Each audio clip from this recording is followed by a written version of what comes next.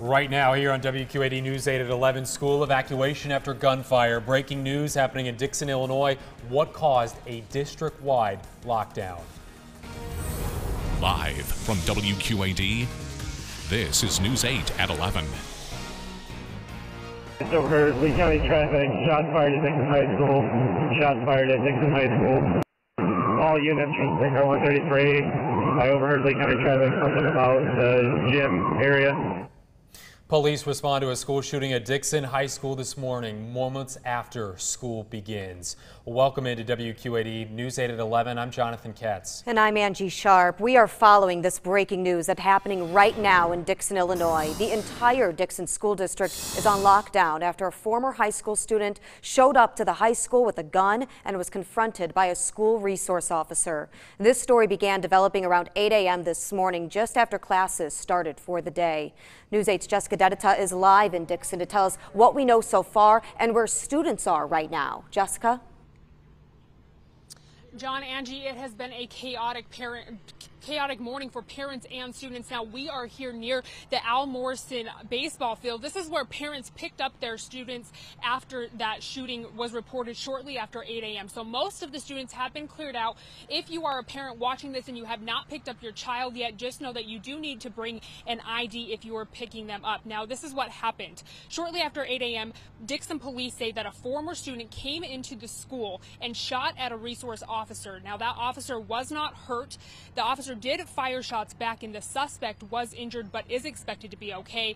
The good news is no other injuries have been reported, so no students or staff were hurt. Dixon police say that they are not looking for any other suspects at this time. Now, I do want to bring in Brianna. She is a student here. Brianna, tell me a little bit about what happened. You were in the auditorium doing graduation practice, correct? Or the gym, right? Yeah.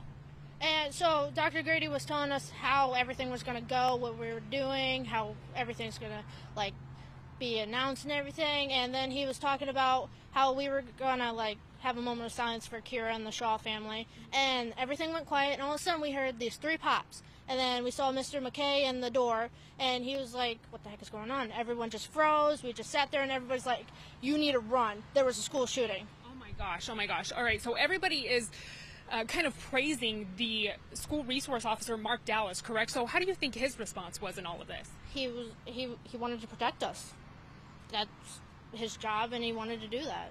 Very, very important. All right, so you text your parents, right? What was the text message that you sent? First I texted my mom that I almost died, of course. Oh my gosh.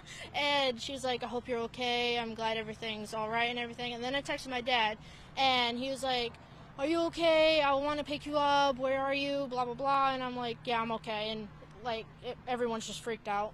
Right, of course. And I know, all right, James, I'm going to bring over James. James is your father, so you were obviously freaked out getting that text message.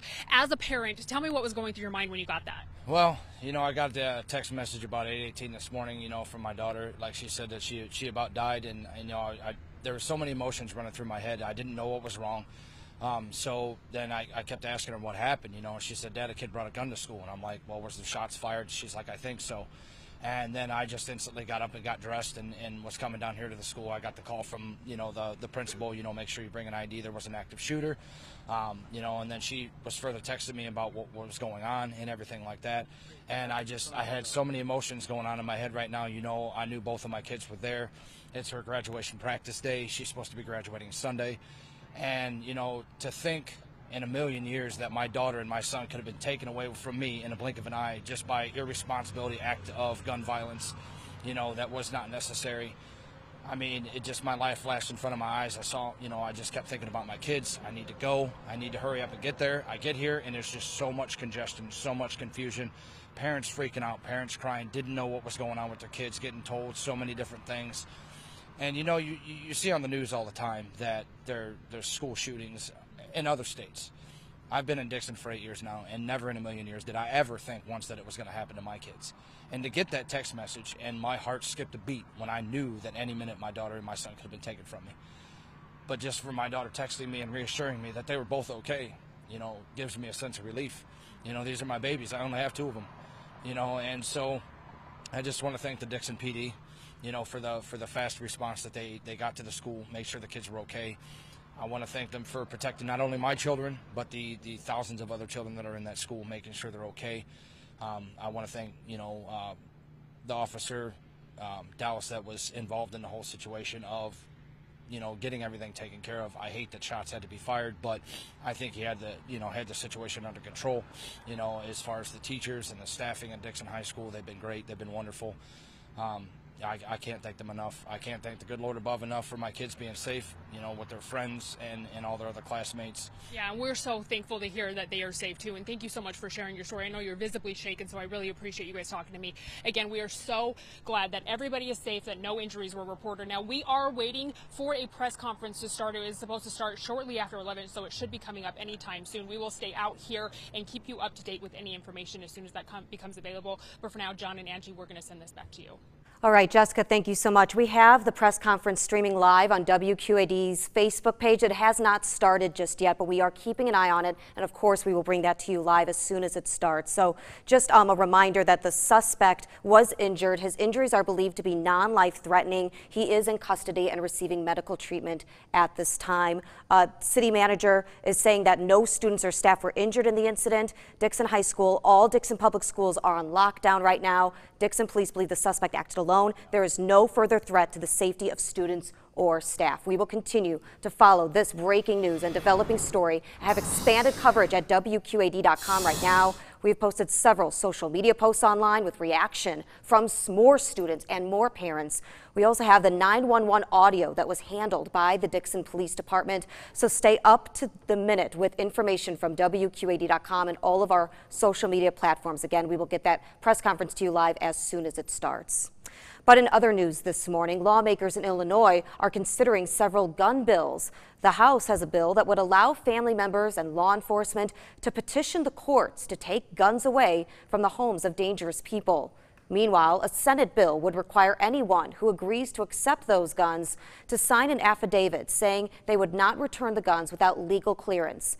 The Senate already passed a bill to ban bump stocks and trigger cranks. Illinois lawmakers are also considering whether graduate student researchers can form unions. The House Labor and Commerce Committee is meeting today to possibly allow all graduate students to collectively bargain. State law says students who work as teaching assistants can unionize, but not those who work as research assistants. Well, for the second year in a row, a record number of people visited Illinois. Last year, 114 million people came to enjoy the land of Lincoln. Because of that, more people have jobs in the Illinois tourism industry, up by 18,000 in the past 2 years. The state claims money spent by tourists saves the average Illinois household about $1,300 in taxes each year. On the weather front this morning, nothing but sunshine and warm temperatures for the Quad City area today. The perfect conditions for farmers to get their to-do list done. Storm Track 8 meteorologist Eric Sorensen joins us live from Galesburg, where he's giving away free WQAD coffee mugs today and getting a look at lots of new farming technology. Hi, Eric. Yeah, that's what this is about. We're at Martin Sullivan right here on the northeast corner of Galesburg, kind of at I-74 and the Cloverleaf at 34 on the northeastern section. Hey, it's coffee break, so we're giving away News 8 coffee mugs if you come out here through about noon. And we're also going to be talking about kind of the new technology here, not only for those who are in the fields, but for the backyards as well as we get into the season of lawn mowing. You know, it shouldn't be a chore all the time, right? It's not always a chore for farmers to get out and live in the fields, right? Hey, we'll check in on that in just a few minutes. We want to look outside right now because, hey, we've got nothing but sunshine, and what a great weather day this is. 71 degrees is the temperature right now in Davenport. Wind east at about 5 miles an hour. Here in Galesburg, we're 73 degrees, as well as Burlington, 72, Princeton, and Dixon, 70 into Savannah. Nothing but sunshine outside, and guess what? That continues into the afternoon. The nearest clouds are way out into the northern sections of Missouri. So looking at our forecast for the next 8 on 8, we're looking at temperatures that will go up into the lower 80s for this afternoon, but low humidity around the next couple of days. Unfortunately, our humidity rises and thunderstorm chances approach for the weekend. Not a complete washout. Full forecast is a few minutes away. Sounds good, Eric. Thank you. Well, Olive River Drive in Davenport is opening back up today after flooding on the Mississippi River. However, city leaders say that you should still expect some lane reductions in some areas. Public Works crews started cleaning up leftover sand yesterday from the HESCO barriers. Crews are also taking down barriers between Irish Street and Pershing Avenue today. Credit Island, along with other recreational areas, are not expected to open back up until next week. The Mississippi River in the Quad Cities is about 1.5 feet over flood stage right now. It's expected to be back in its banks by Sunday. If you have late fees at the Davenport Public Library, you can expect to get a letter in the mail this week. It's not asking you to pay your fine, though. Instead, the letter says the fine has been forgiven. That's after the library received a $4,000 donation. The money will cover late fees on 300 kids' accounts. Employees say they hope that will get kids back to the library. So it's really nice to have somebody else in the community recognize how important that is and contribute towards it. The money donated comes from the John J. and Bet J. Schmidt Fund. Still to come in the second half hour, caught off guard. Why President Donald Trump's high-stakes summit with North Korea could be in jeopardy. Eric? Coming up after the commercial break, we'll talk about our forecast, including more sunshine. This is perfect for farmers to get out in the fields and finish the planting. We'll let you know about new technology and why Martin Sullivan should be your one-stop shop. That's coming up in just a few minutes. First, though, our trivia question on this Wednesday morning. What is the seed inside an olive called? A pit, a ball, or a marble? We'll start with caller 8 at 309-736-3288. The first correct answer will be eligible to win a $15 gift certificate to Twisted Trunk Olive Oil Company in Davenport. We'll have the answer later on WQAD News 8 at 11. You're watching WQAD. This is News 8 at 11.